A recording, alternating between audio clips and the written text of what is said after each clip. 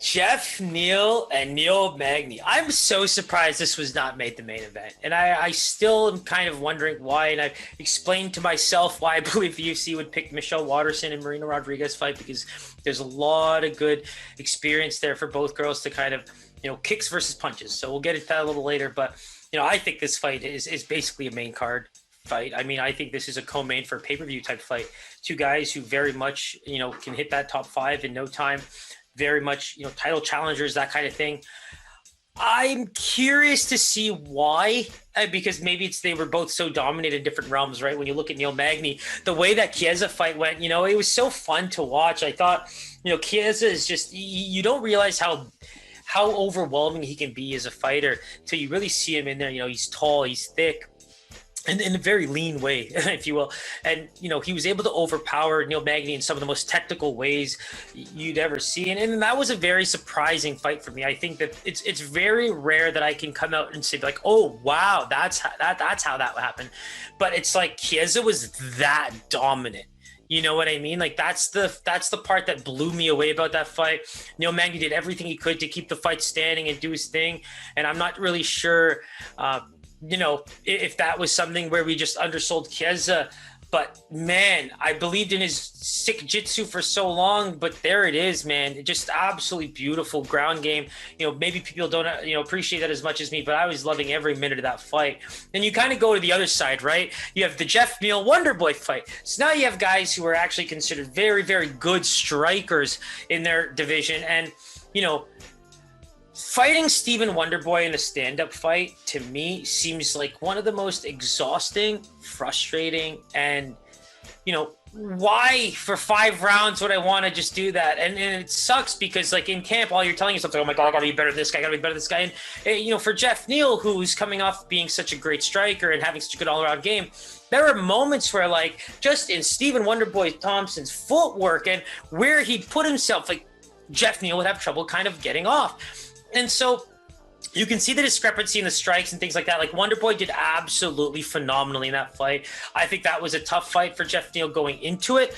And, to strike with Stephen Wonderboy Thompson is a huge feat. And I think that's where you have to see, so we've seen guys have huge success against them, but it's about tailoring your game plan towards what you see in a guy like Stephen Wonderboy because he's so unorthodox. And when you're going into a fight like this with Neal versus Neal, I think that Neil Magny has a great opportunity here to kind of do something similar, but more from an overall MMA standpoint. I think Geoff Neal, one of the most impressive 13-3 records you'll see in MMA right now. When you think about losing a title fight to Kevin Holland at the XKO middleweight division, little things like that. It's just he's seen so much leading up to that Dana White Contender Series, and then sits at 5-1 in the UFC after fighting Stephen Wonderboy Thompson, who is pound for pound, in my opinion, the best, if not one of the best strikers in the UFC. So, going into this one, it's like if Neal's able to kind of dictate more of the striking game and avoid, because I think that what Neil Magny's great at doing, I just realized I have to say double Neil, right?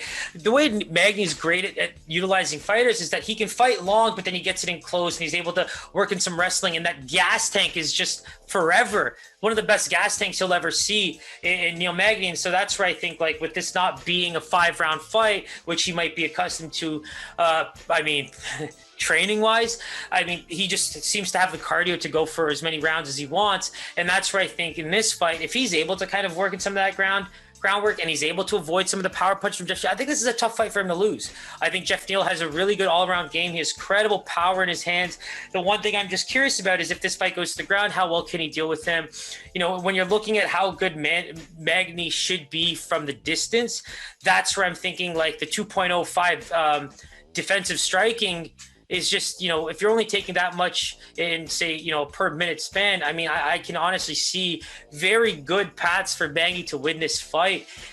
In Neal's side, he's going to be able to let off a lot more in this fight. I think his footwork's going to be there. I think that landing against Wonderboy versus landing against Magny are two very different things, and he should be able to find some success here. I think that's the best part for Geoff Neal, because how frustrated he must be coming out of that fight with Stephen Wonderboy Thompson, because, I felt like it was tough for him to find those shots that, could really dictate his game and have him kind of swing any momentum his way. Because with Neal, and the thing with that Chiesa fight is that was just a few months ago. And I think that when you consider just how good Chiesa looked in that fight, you really want to hope that Magny's, taking his grappling and his wrestling to a whole new level, because both these guys are great at avoiding the strikes, right? 56%, striking defense on Neil Magny's side and 61% on Geoff Neal's side. So that's where I'm thinking to myself, like the cardio to be able to throw more. Geoff Neal is more of a guy that's going to try to hunt you and knock you out, whereas Magny's very much okay with taking this fight, deep waters,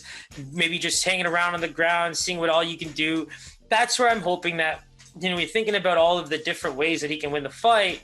That's where I'm seeing the most, he's going to be able to use some elbows and some knees and just work in the volume type of strikes, whereas Geoff Neal is going to be looking for those blows. And, for me, man, when I'm looking at a record of like 24-9 versus 13-3, that's why I respect Geoff Neal's record, because at that 13-3, the 3 losses are very respectable. And, when you're looking at a guy like Neil Magny, who's just seen it all, done it all, it's at least what gives you that respect to pin them against each other, because, outside of that real big length, Geoff Neal might be able to get in and do some serious damage. Takedown defense of 92% on Geoff Neal's side. I mean, if he's not able to get this fight to the ground and Geoff Neal is just pounding away for 3 rounds, this could be a huge fight for Geoff Neal. And that's where I think that, I left that stat for last because I think it's the one that stood out to me the most. Neil Magny only lands about 45% of his takedowns. And like I said, Geoff Neal's blocking 92% of the ones coming at him. So it's interesting to see how well these chess matches play out. I think that this is one where there's so much length advantage, but then there's so much power and so much defense on another side that it's curious to see if Neil Magny's able to stack up to what we saw from a Wonder Boy perspective, and maybe not as a striker, but just as an overall MMA fighter. Now, when I go look at the lines, wow, god damn. Geoff Neal opens up at a minus 215 favorite.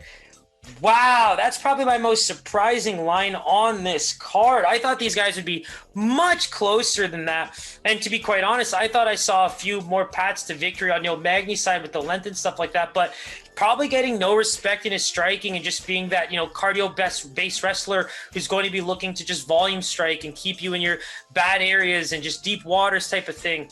Because Geoff Neal is consistently sitting at a minus 200.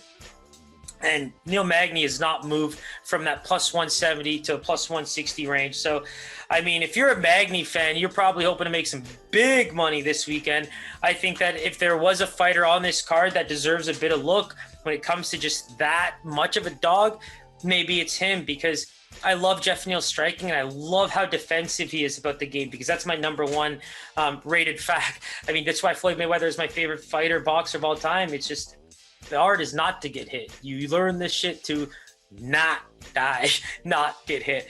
And so, you could do the damage, but the less damage you take, the better. And I think that's where smart fighters take that approach. And in this case, I think that's where you're seeing the line kind of, dictate where Magny's coming out of such a dominant loss to Michael Chiesa, and now is going up against a pretty good striker that, despite the reach, seems to have very, very good backing from Vegas and bettors.